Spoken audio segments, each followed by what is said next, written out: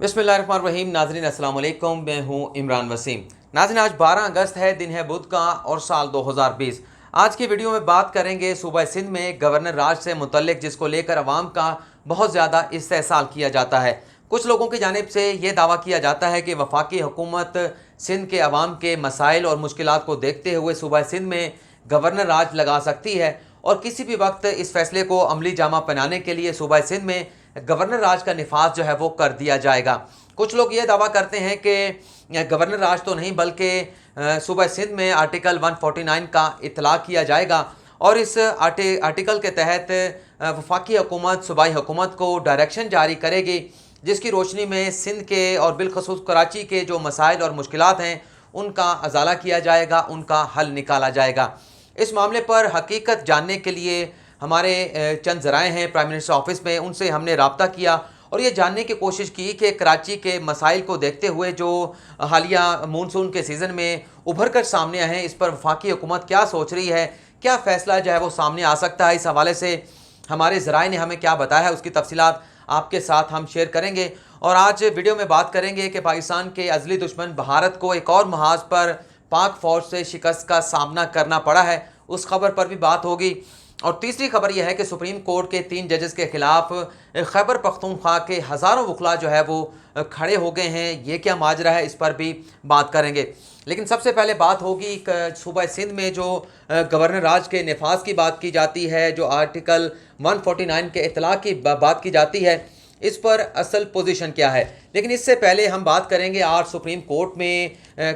Court Karachi registry में कराची में नालों पर जो तजावज़ात से मुतल्लिक़ केस की समाअत थी। इस समाअत के दौरान चीफ जस्टिस ऑफ पाकिस्तान ने सूबा सिंध की कारकर्दगी पर, लोकल गवर्नमेंट की कारकर्दगी पर जो है वो तशवीश का इजहार किया और सूबाई हुकूमत की जानिब से जो रिपोर्ट पेश की गई थी वो भी मुस्तरद कर दी गई। चीफ जस्टिस ऑफ पाकिस्तान का ये कहना था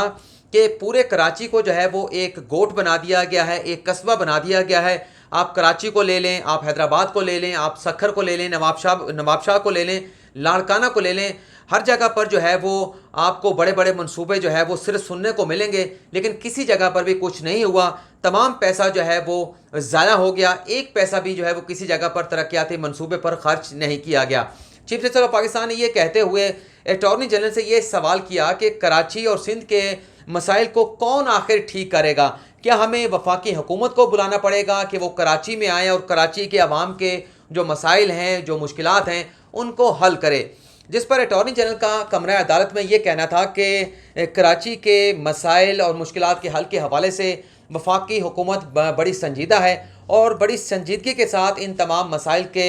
हल का जो है वो सोचा जा रहा है। ये जब बात वफाक के नुमाइंदे ने कमरा अदालत में की तो इस पर बहुत ज़्यादा डिस्कशन की गई, इसे बहुत ज़्यादा जो है वो सीरियसली लिया गया और इस पर बहुत ज़्यादा बहस भी हो चुकी है, मीडिया पर भी, कन्वेंशनल मीडिया पर भी, सोशल मीडिया पर भी। इसी बयान को देखते हुए कुछ लोग ये दावा कर रहे हैं कि शायद सिंध में गवर्नर राज का नफाज कर दिया जाएगा। तो इन तमाम बातों को देखते हुए हमने अपने सोर्सेज के साथ रब्ता किया और उन्हें एतमाद में लेकर, एतमाद दिलाकर हमने ये जानने की कोशिश की, ये खोज लगाने की कोशिश की कि आखिर सिंध में होगा क्या, सिंध के और बिलखसूस कराची के मसाइल को किस तरह से वफाकी हुकूमत हल करना चाहती है। तो हमारे ज़राए ने हमें क्या बताया, ये जानकर आप हैरान होंगे। ज़राए ने हमें ये बताया कि ये जो बातें की जाती हैं, चाहे वो कन्वेंशनल मीडिया पे हो, चाहे सोशल मीडिया पे हो, कि वफाकी हुकूमत सिंध में गवर्नर राज लगाना चाहती है, आर्टिकल 149 का इतलाक़ करना चाहती है, इस बारे में वफाकी सतह पर प्राइम मिनिस्टर ऑफिस में कुछ भी सोचा नहीं जा रहा। ना सिंध में गवर्नर राज का इतलाक़ होगा, ना आर्टिकल 149 का इतलाक़ होगा, बल्कि ये कहा गया कि वफाकी हुकूमत संजीदा है, कराची और सिंध के मसाइल को हल करना चाहती है और बिलखसूस कराची के हवाले से बात की गई कि उनकी जो मुश्किलात हैं इस हवाले से सोचा जा रहा है और इन तमाम मसाइल को हल किया जाएगा। लेकिन कानून के अंदर रहते हुए, आइन के अंदर रहते हुए, ना तो आइन को पसे पुश डाला जाएगा ना कानून को भलाए ताक जो है वो रखा जाएगा। कानून और आइन की रोशनी में जो चीज़ हमें इजाज़त देगी वो वफाकी हुकूमत करेगी और सिंध के अवाम को जो है वो लावारिस नहीं छोड़ा जाएगा। तो उनकी बात से मैंने उनको और भी खरीदने की कोशिश की कि थोड़ा सा मुझे आइडिया दे दें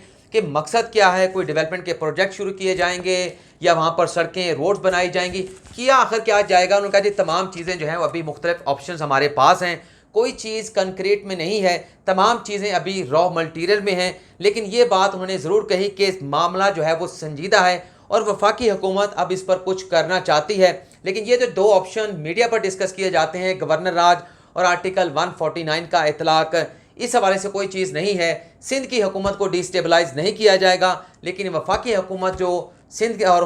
और बिलखसूस कराची के जो अवाम है उनके मसाइल को संजीदगी से लेती है, संजीदगी से देखती है और उनके हल के लिए बहुत जल्द जो है वो कोई ना कोई फ़ैसला, किसी ऑप्शन को जो है वो एडॉप्ट कर लिया जाएगा। अब हम थोड़ी सी बात दोबारा से उसी केस की कर लेते हैं जहां से ये बात हमने शुरू की थी कि ये मामला आज दोबारा से गवर्नर राज का सामने कहां से आया। चीफ जस्टिस ऑफ पाकिस्तान का ये भी कहना था कि जो सिंध में रजिस्ट्रार ऑफिस है वहां पर पैसा चलता है, नौकरशाही जो है वो करोड़ों रुपए कमा रही है, किसी को नहीं पता कि कौन सी प्रॉपर्टी उसके नाम है। जब किसी के घर का सरबराह जाएगा फिर उसे पता चलेगा कि जहां पर हम रह रहे हैं ये प्रॉपर्टी हमारे नाम नहीं है। उन्होंने कहा कि सिंध में मुकम्मल तबाही है, सिंध हुकूमत मुकम्मल तौर पर नाकाम हो चुकी है, लेकिन सिंध के हुक्मरान और वुज़रा जो है वो इंजॉय कर रहे हैं, मज़े ले रहे हैं। ये था नाज़रीन हमारा पहला सेगमेंट। अब हम बात कर लेते हैं जो पाक फ़ौज ने पाकिस्तान के असली दुश्मन को पाक फ़ौज के मुकाबले में एक शिकस्त का सामना करना पड़ा है। भारतीय खुफिया राह की जानिब से एक मंसूबा बनाया गया और वो साइबर